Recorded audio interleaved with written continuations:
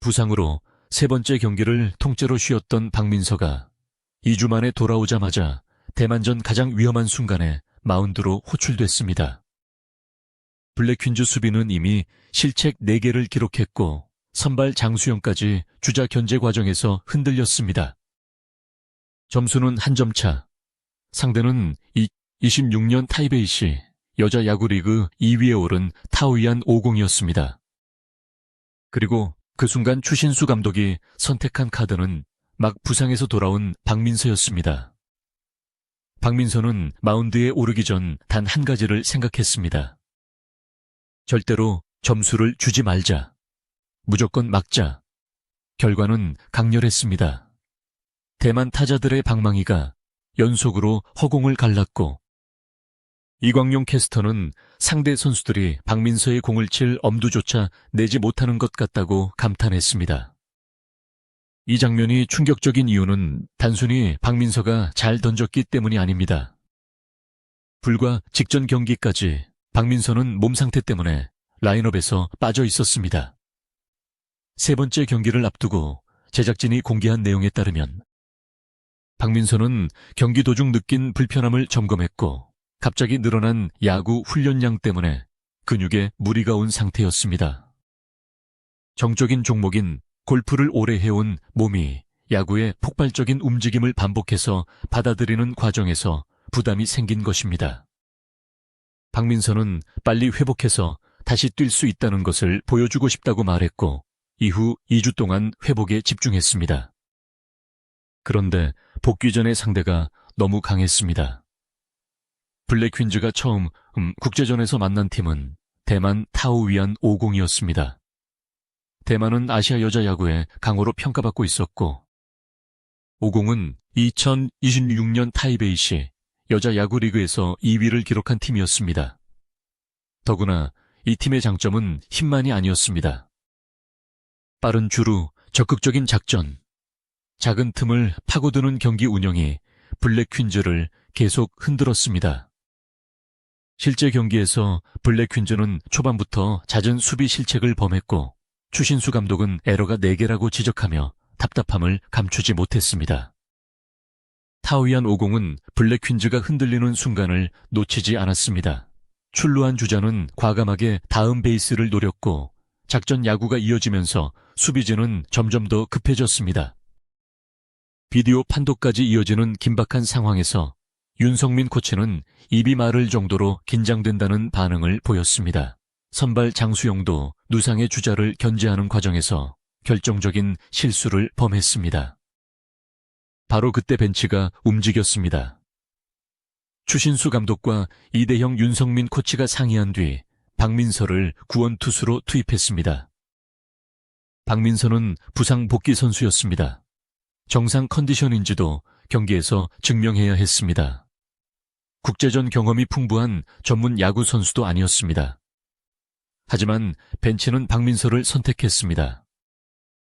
이것이 지금 블랙퀸즈에서 박민서가 차지하는 위치를 가장 분명하게 보여주는 장면입니다. 쉬운 상황에서 경험을 주기 위한 등판이 아니었습니다. 실책이 겹치고 상대 흐름이 살아났으며 한 번의 장타나 추가 실점이 경기 분위기를 완전히 바꿀 수 있는 순간이었습니다. 그 위기를 끊어야 하는 역할이 박민서에게 주어진 것입니다. 박민서의 진짜 무기는 무엇일까요? 단순히 빠른 공 하나만으로 설명하기 어렵습니다. 시작부터 그녀를 특별하게 만든 것은 구속과 제구가 동시에 존재한다는 점이었습니다. 7월 9일 방송된 시즌2 첫 회 트라이아웃에서 박민서는 약 110km의 공을 스트라이크 존에 꽂았습니다. 코칭 스태프가 놀란 이유는 숫자만이 아니었습니다. 공이 빠른데도 제구가 안정됐고 송구와 타격에서도 수준 높은 모습을 보여줬습니다. 당시 추신수 감독은 왜 이런 선수를 시즌1부터 데려오지 않았느냐는 취지로 제작진을 향해 아쉬움을 드러낼 정도였습니다. 더 강한 증거도 있었습니다. 블랙퀸즈의 기존 에이스 송아가 직접 타석에 들어섰습니다. 송가는 삼진만은 당하지 않겠다는 각오를 보였지만 박민서의 공에 헛스윙했고 결국 삼진으로 물러났습니다. 추신수 감독도 손가가 헛스윙하는 모습을 처음 보는 것 같다는 반응을 보였습니다. 손가는 공이 정말 빠르다고 인정했습니다. 결국 박민서의 110km는 단순한 스피드건 숫자가 아니라 실제 타자의 타이밍을 무너뜨리는 구속이었다는 뜻입니다.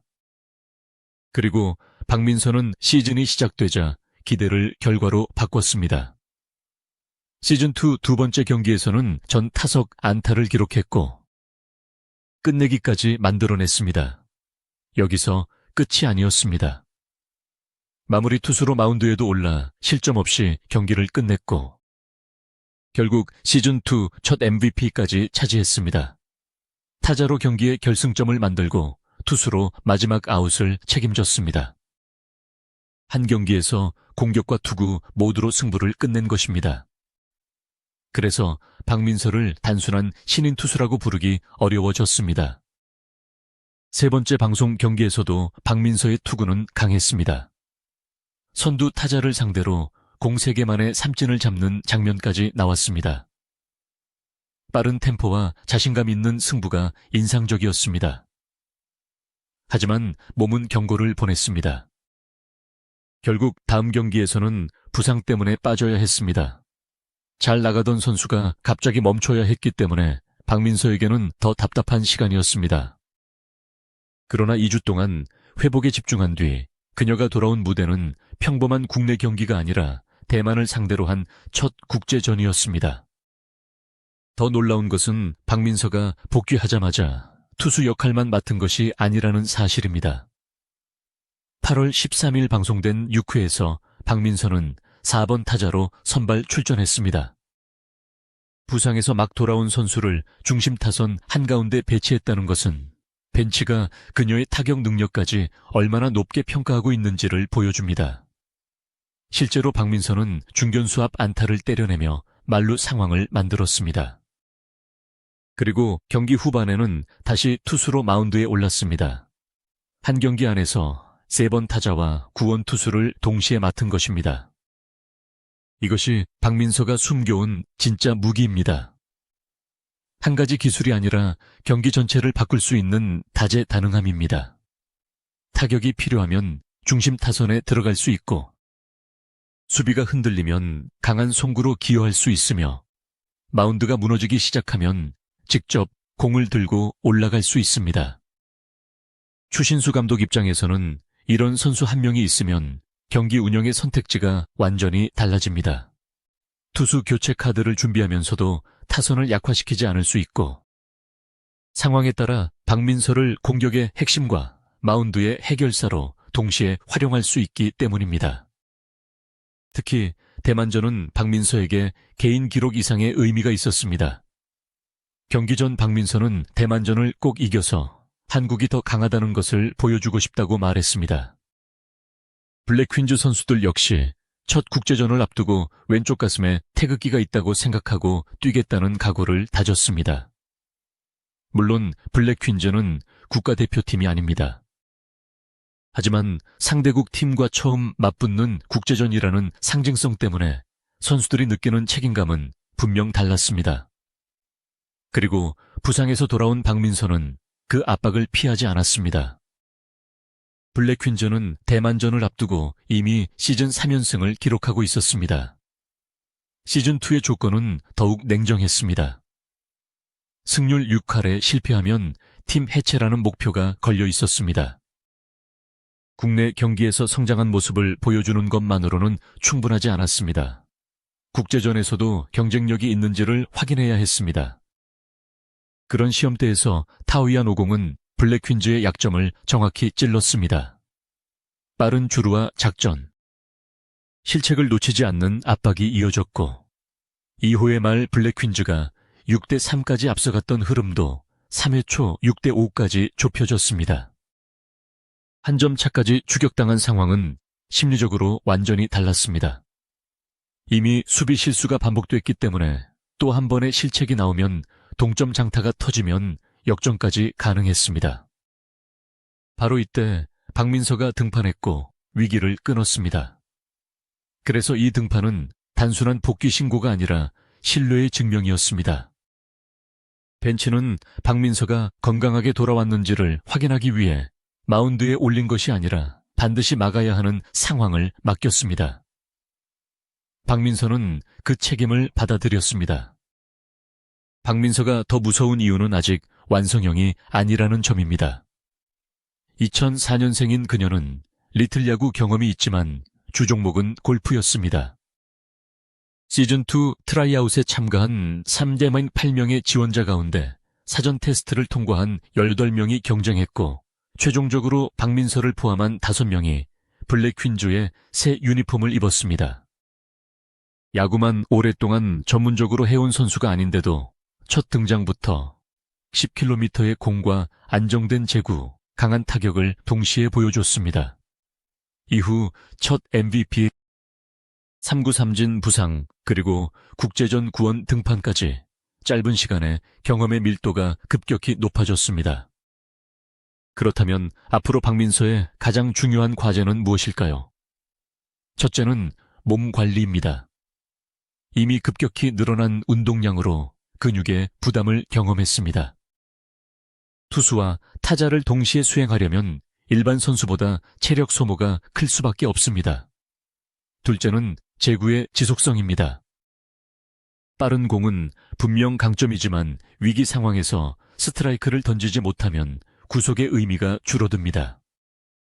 박민서가 대만전처럼 강한 상대를 계속 상대하면서도 10km 안팎의 구속과 안정된 제구를 유지한다면 블랙 퀸즈의 마운드 운영은 훨씬 강해질 수 있습니다. 그리고 셋째는 경험입니다.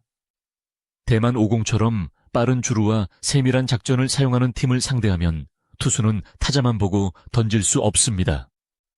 주자 견제 번트, 대응 수비 커뮤니케이션까지 동시에 처리해야 합니다. 박민서가 이런 국제전 경험을 계속 쌓는다면 단순히 공이 빠른 투수를 넘어 경기 전체를 읽는 투수로 성장할 가능성이 있습니다. 이미 그녀는 타석에서는 3번 마운드에서는 구원이라는 2개의 중요한 역할을 동시에 맡기 시작했습니다. 결국 대만전에서 가장 강렬했던 장면은 박민서의 한 구종이 아니었습니다. 부상으로 멈췄던 선수가 2주 뒤 돌아와 4번 타자로 안타를 만들고 팀이 실책 4개로 흔들리자 다시 마운드에 올라 상대 타자들의 배트를 헛돌게 만든 장면 자체가 진짜 무기였습니다. 타격 송구, 구속 제구, 그리고 위기에서도 흔들리지 않는 승부욕. 이 5가지가 한 선수 안에 동시에 들어있습니다. 트라이아웃에서 110km를 던지며 손가락을 삼진으로 돌려 세웠던 신인. 두 번째 경기에서 전 타석 안타와 마무리 투구로 시즌2 첫 MVP를 가져간 선수. 세 번째 경기에서 3구 삼진을 보여준 뒤 부상으로 멈춰야 했던 선수. 그리고 2주 뒤 대만과의 첫 국제전에서 4번 타자와 구원투수로 다시 나타난 선수. 박민서의 성장 속도는 이미 블랙 퀸즈의 예상보다 빠릅니다. 이제 질문은 하나입니다. 부상 복귀 직후에도 가장 위험한 순간을 맡길 수 있는 선수가 됐다면 박민서의 다음 단계는 어디까지일까요? 구속이 더 올라가고 제구가 더 안정되며 국제전 경험까지 쌓인다면 블랙 퀸즈는 단순히 좋은 신인을 얻은 것이 아니라 경기의 흐름을 혼자 바꿀 수 있는 진짜 에이스를 얻게 될지도 모릅니다.